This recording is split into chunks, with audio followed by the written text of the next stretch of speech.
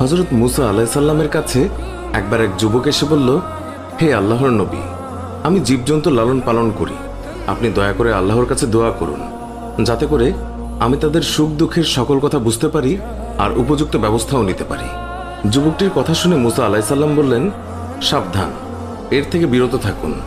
এর মধ্যে অনেক বিপজ্জনক ব্যাপার স্যাপার লুকিয়ে আছে, যা আপনি সহ্য করতে পারবেন না। কিন্তু যুবকটি নাছোড়বান্দা, সে বারবার কাকুতি মিনতির সুরে একই আবদার করতে লাগলো। মুসা আলাইহিসসালাম বললেন, এটা মঙ্গলজনক নয়। যুবকটি শেষে বলল, আর বেশি না হয় অন্তত গৃহপালিত মোরগ এবং কুকুরের ভাষা বোঝার ব্যবস্থা করে দিন।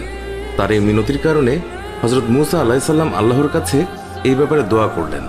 আল্লাহ তাআলা তার দোয়া কবুল করলেন এবং যুবকটিকে জীবজন্তুর ভাষা বোঝার ক্ষমতা দান করলেন। যুবকটি খুশি মনে বাড়ি ফিরে এলো আর মনে মনে বলল, এবার জীবজন্তুদের সব চালাকি ধরা যাবে।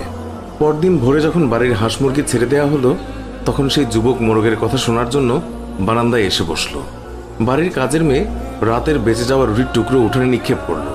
কুকুরটিও কাছেই ছিল। এই সময় মোরগটি ঝাপটি মেরে রুটির টুকরো মুখে পুরে নিল।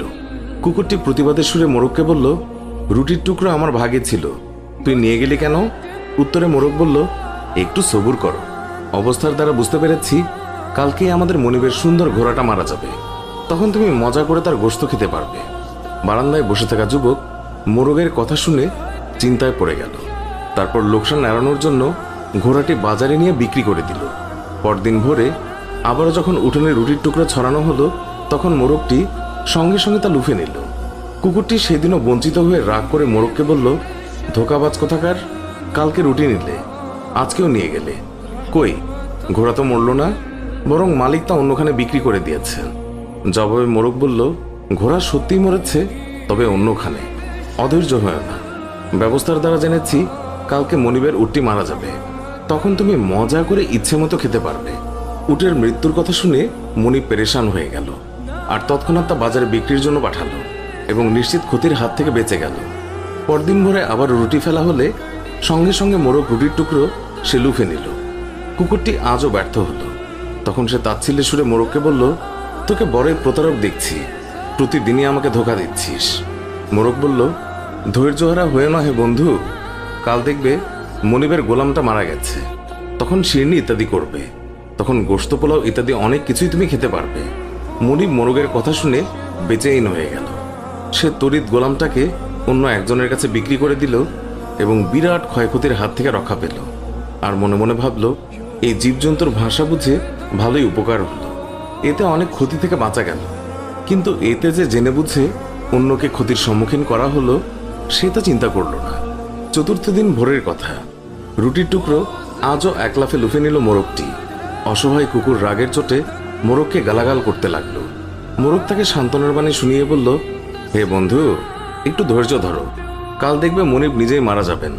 কাল তিনি মারা গেলে ওয়ারিশরা গোশত পোলাও শিরনি ইত্যাদি করবে, তখন তুমি পেট পুরে খেয়ে নিও। আজকে মোরগের কথা শুনে যুবকটি যার পরনায় বিচলিত হয়ে পড়ল। কাল যে সে মারা যাবে এই পেরেশানিতে অস্থির হয়ে গেল সে। আসলে আল্লাহ পাকের কুদরতের মাঝে অনেক গোপন কথা লুকায়িত আছে, তা কেউই জানে না। কিন্তু মানুষ যখন সীমা লঙ্ঘন করে, তখনই যত সব বিপত্তি ঘটে।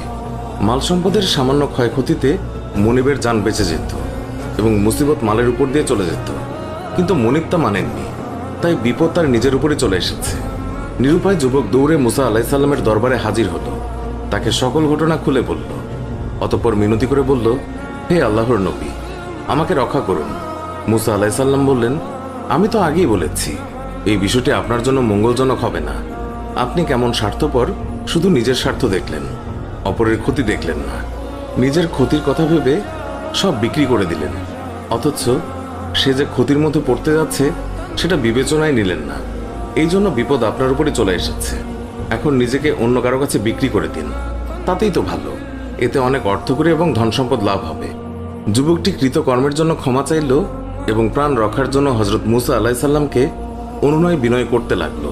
মুসা আলাইহিসসালাম বললেন, দেখুন, কামান থেকে গুলি বেরিয়ে যাওয়ার পর তাকে আবার ওই কামানে ঢোকে? কখনো না। আপনার মৃত্যু অবধারিত হয়ে গেছে, এর থেকে আপনার রেহাই নেই। তবে আমি আপনার জন্য ইমানের সাথে মৃত্যুর দোয়া করছি। হযরত মুসা আলাইহিসসালামের কথা শেষ না হতেই যুবকটির শারীরিক পরিবর্তন শুরু হলো। একবার বমিও হলো। তার শরীর নিস্তেজ হয়ে আসছিল। সাকরাতের এই সময়টিতে 4 জন লোক তাকে ধরে বাড়ির দিকে নিয়ে গেল, কিন্তু বাড়ি পৌঁছা গেল না। মৃদু এক ঝাঁকুনি দিয়ে তার প্রাণ উড়ে গেল চিরদিনের জন্য। ধন সম্পদ সব পেছনে ফেলে যুবকটি পরকালের পথে রওনা দিল।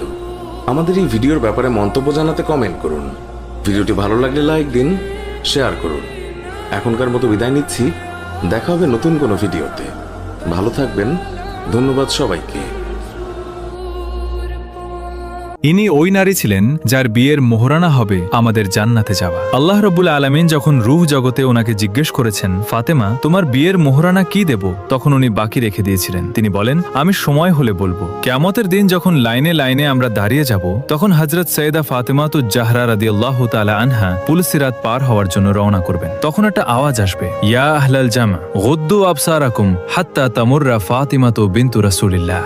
অর্থাৎ, হে হাসরবাসী, সবার মাথা নিচু করো, চোখ নিচু করো, যতক্ষণ নবীর বেটি ফাতেমা পুলসিরাত পার না হন। তিনি এত পর্দানসীন ছিলেন যে উনার পর্দার কারণে হাসরের মাঠে আমাদের সবাইকে জমিনের দিকে তাকিয়ে থাকতে হবে। উনি হেঁটে যাবেন। যাওয়ার পর উনি যখন পুলসিরাতে পা রাখবেন, তখন উনি পিছনে দেখবেন যে উনার আব্বার উম্মতরা নফসি নফসি করছে। তখন উনি আল্লাহকে ডাক দিয়ে বলবেন, আল্লাহ, আমার বিয়ের মোহরানা আজকে দিয়ে দেন। আল্লাহ বলবেন, জান্নাতীরা জান্নাতে যাচ্ছে, জাহান্নামীরা জাহান্নামে যাচ্ছে, এখানে বিয়ের মোহরানা আবার কি? তখন তিনি বলবেন, ইয়া আল্লাহ, আমি এই আজকের দিনের জন্য মোহরানা রেখে দিয়েছিলাম। আমার বিয়ের মোহরানা হবে আমার আব্বার গুনাহগার উম্মতকে জান্নাতে দিয়ে দেওয়া। তো সেই ফাতেমাতুজ জাহরা রাদিয়াল্লাহু তাআলা আনহা